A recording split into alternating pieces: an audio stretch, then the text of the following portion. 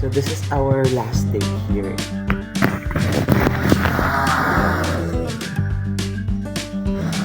So kayo po? Anong ginagawa niya po? Yung wallet ni CEO Plastic Labo. Iyawa. Ngayon sa sa NLEX. Moonwalk National High School. Sa NLEX. Pero parang piling ko sasagasaan tayo ng malaking kotse sa likod. Ayan. Nice with my nail art. Alam mo, ito lang yung favorite kong nail. Morning guys. Ayan. And also good afternoon kasi magto-12 na. Lang minutes na lang after. So, and welcome again to my channel. So today's episode is about our daily life here in Ayun. So ayan. So today is Tuesday and kanina nagkuha tayo ng basura. Ay nagtapo ng basura ng kapatid. So maaga pa lang kanina. So gising na tayo. But yeah, it's so hot in here. Uy, gusto mo yung sobrang init siya. Mainit ngayon dahil. And hindi na ako nag-open ng pituan dahil yung hangin sa labas sobrang init. Pero kanina nandito kami sa kwarto kasi nakabukas yung aircon kasi mainit niya. Pero hindi naman totally nagbubukas sa araw-araw. Kaya nga, paggabi sobrang lamig naman na din. So ayan, today's episode is our daily life here and I'm gonna show you kung saan tayo pupunta. Hindi, charot lang, hindi. Dahil nyo day to day, so kailangan natin buhin nilang stuff dito sa bahay para hindi na tayo lang maglabas-labas. Period. So, ganun yon. And yes, yeah, totally, nakaraan is na, kagabi is, naka-live ako sa aking TikTok and also dito sa ating YouTube channel. So, ayan, usually guys, every gabi ako nagla-live para updated yung mga bading sa buhay na para updated din sila if ever na hindi ako pala vlog or hindi ako nakakapag-upload ng everyday kasi sometimes siguro twice a day or sa isang linggo siguro 4 na beses ang upload. So ito malabo masyado pag sa akin, pero ngayon mag-upload tayo for the start of week para at least may update din tayo kasi maghapon tayong kasama nila Jessica, so hindi ako kasama today sa kanilang lakad. So ito ko pahinga muna and yes, ito I'm wearing my sando, black sando kasi it's my favorite sando. So ayun, let's go dahil anong oras na at mainit na sa labas. So I'll see you guys later. So let's update with you. So ayan, I'm done and nag-half lang ako ng bath kasi kagabi naligo din ako and ito na lang yung damit na sinuot ko kasi medyo makapal yung mga damit na nasa labahan. Tuloy yung damitan ko guys. And yes, bibili muna tayo and mag-withdraw muna ako and then direct na tayo mamaya sa Dali kasi yung pinakamalapit dito sa atin. So, ayun lang and kung gagamitin natin bag, I'm not sure kung kasya lahat dito but let's hope na magkasya.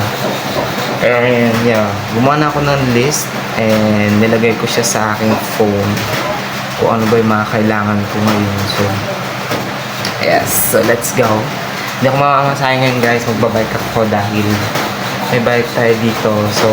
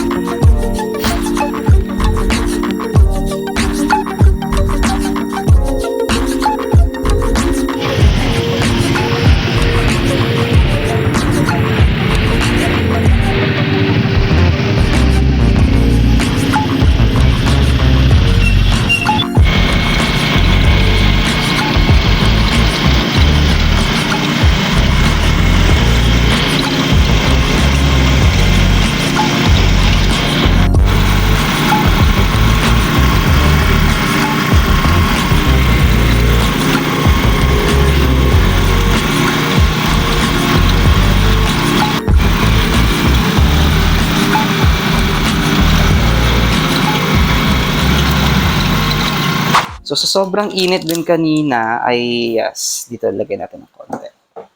Nakita nyo ako, guys. So, ayan.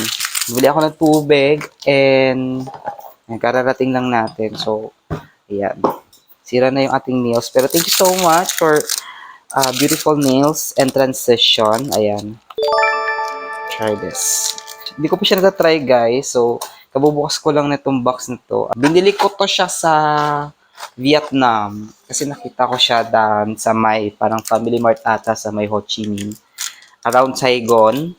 So, let's give it a try and let's give it a shot. Kasi parang ang ganda niya. At saka very hibiscus. So, single use lang siya. And let's see kung masarap. Hold on. Pero akong fan ng mga juice, pero this one is, parang binigyan ako ng, tawag nito, ng intriga akong, bilhin. So, bumili ako. So, ayan.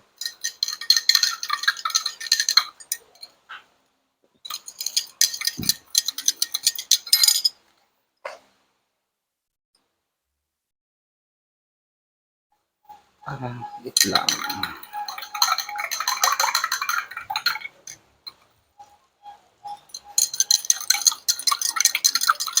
So, hindi siya ganun katamis. Para siyang lasang, tsaa din. Yeah, parang tsaa din. Kasi ganun ang mga, ganun ang mga Vietnamese. It's either kape or tsaa ang, nila. So, hindi siya ganun katamis, guys. Yeah, ito. So, it's not too sweet. Sakto lang yung lasa and, kaya ito siya. Red siya. Para siyang red iced tea. But, good. It's okay na. Sakto mainit. So, para kang umiinom ng red iced tea. Pero, ibang lasa siya. Parang gawa siya sa berry. Ito siya. Yan. See? Diba? So, nagamit ko siya. Hindi ko siya masyado natitimpla. And, totally, dinai-ignore ko siya kasi natatakpan siya ng kape ko. And yung kape kong isang pack, paubos na. Kasi humingi din si mama. And, ayun. Ito siya, tatry din natin. Natry ko na din siya. So, marami siya. So, 120 grams yung niya. So, sakto siya sa isang baso. Goods. Para siya sa mga hindi gusto sa sobrang tamis and sa mga taong hindi mahilig sa sobrang OA na drinks, yung OA sa tamis. So, sakto yung tamis niya. Ay, hindi siya sakto. Matabang siya na parang may konting sweet lang. Ganun. Hindi siya matamis. Pero konting sweet. Parang, siguro parang konti lang yung niya. I can explain. Pero, ayun. So, let's start. And, nabili natin yung mga kailangan natin. And, let's go. So, I'm done, guys. And, I finally got you this. Ayan. May mga hindi ako nabili. Kasi wala doon sila. Like, yung personal hygiene ko. Pero mamaya, bibili na lang ako sa kabila. Ayan, so, ito ay, for the meantime, hindi ito pang araw-araw na kakainin natin dahil, Diyos ko po, ito ay hindi rin maganda. Pero, yeah, it's for the save lang din naman. Bumili din ako na naman kilong bigas. So, mag-start tayo sa una nating binili. Sa una nating nakalagay sa eco bag. I mean, it's not an eco bag, but it's a tote bag or Tote Marie. Tote Marie bag. Siyempre, yung mga essentials lang, yung mga need kapag halimbawa hindi ka na gusto, kung gusto mong di nalalabas, bumili ako ng mga instants. Ayan. And ito ay good for 2 weeks na. Kasi 2 weeks, mabilis lang naman ng araw and yeah, I don't usually din. And totally pag nasa bahay, guys, pag nandito ako sa bahay, hindi ako nakain ng sobrang dami. Believe in me, guys. Maniwala kayo sa hindi. Dito sa bahay, hindi ako masyadong nakain. Ang kinakain ko lang dito madalas sa bahay is, it's either itlog. Ayan. Kasi, meron akong, hindi ko alam, hindi na natuloy yung pag-exercise ko dito sa bahay. Pero, honestly, pag siguro, pag wala na, hindi na ako palalabas-labas at hindi na ako masasama kala Jessica, or kapag masyadong okay na yung araw, pwede na akong mag-exercise. So, ayan. Also, mga dalata din. parang ayuda. Eksena, pero it will save you din naman. It will save me and dito sa bahay kahit papano kasi yung gastos. And yeah, hindi naman kasi kami masyado magastos dito dahil bukod sa dalawa lang kami, wala naman sila mama dito dahil si mama ay nag-work din. And yes, eto siya. So, delata, tigda dalawa, pero yung ito century, so 2, 4, 6, 8, 10. So, mura lang siya sa Dali, guys. Kaso nga lang, I'm not sure kung yung quality niya is the same quality na meron din nabibili sa ibang convenience store or other supermarket.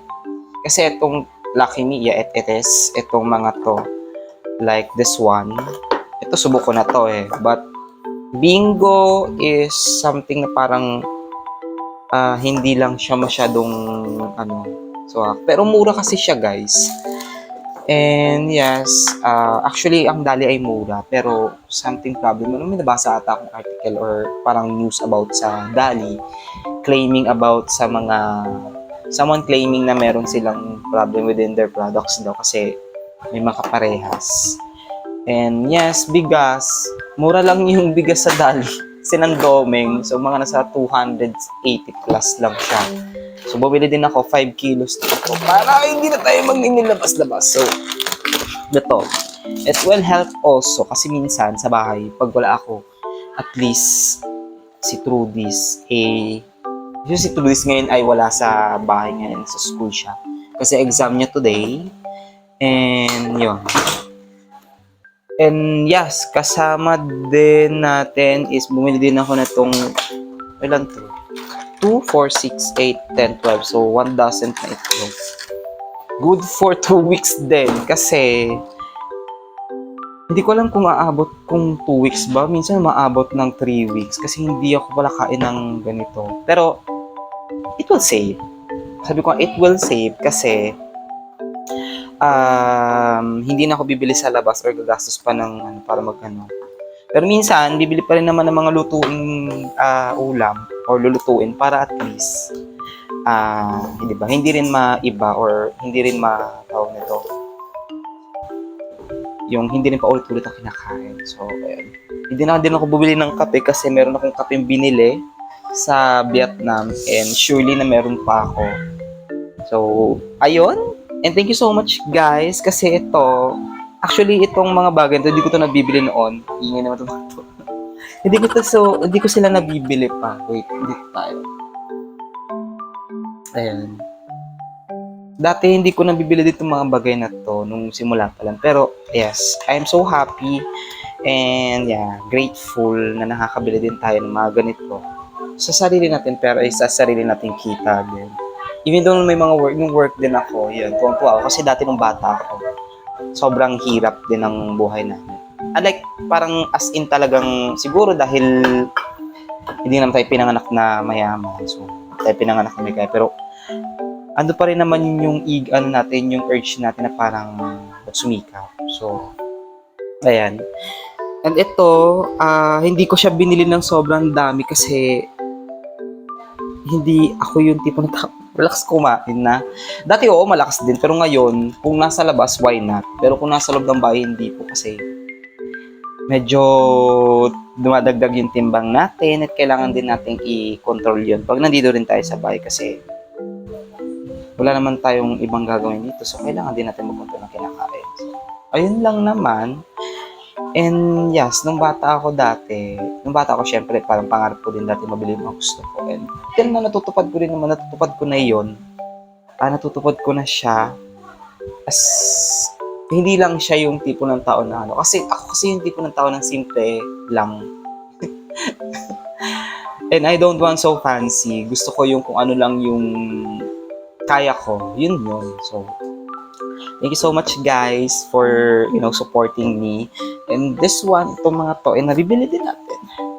So, ito lang yan siya, konti lang. And sinabi ko nga kanina, hindi ko dinamihan kasi nga, hindi naman itong araw-araw nakakainin natin kasi ito ay for savings lang or pang pamalit kung halimbawa ay masyado ng inconvenient yung oras or hindi kailangan na natin magmadali. So, ito, gagawa ko ng vlog din mamaya din kasi ito ay pangalawa. So, ulan na. Ayan, gagawa din ako ng video mamaya para dito. So, ayun lang and let's let's start and ilagay na natin siya doon sa likod. So, ayun.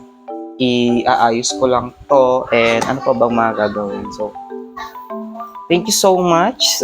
Hindi ko na alam kung ano gagawin pero na-overwhelm ako.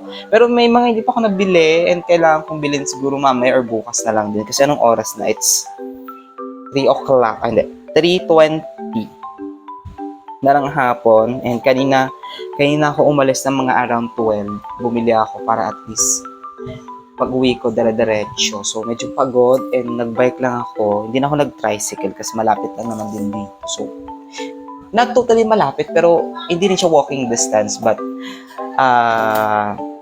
gagamitan mo din siya ng mga wheels or ng vehicle. Kaya sabi ko, it's also good for your exercise din. Pero hindi rin talaga nakakatuwa ate kasi hapon. So medyo napagod ako kaya pagbalik ko dito nag-tricycle lang ako at ginawa ko is sinakay ko na lang yung bike sa tricycle. So pagpasensyahan nyo na yung outfit natin today kasi ito ay medyo mainit dito and yeah, bumili din ako ng tubig na malamig kanina. Ayan, so let's start and yeah. Thank you guys and dito ko na din natapusin tong video na to. So mag-outro na din ako dito ha. So maraming salamat sa pagsubaybay niyo sa aming vlog, sa aming journey sa bawat isa sa aming mga bayot. And yes, I'm so thankful that you guys keep on supporting us, especially me. I'm so grateful kasi nandiyan kayo, may mga bagay nga natin talaga na may iniiiwasan, may mga taong hanapan ka ng mali. Pero ayan, thank you so much guys for supporting us and for watching our videos, all of our vlogs, no matter what kind of vlogs. Kasi ako sinasabi ko talaga minsan yung context ng vlogs.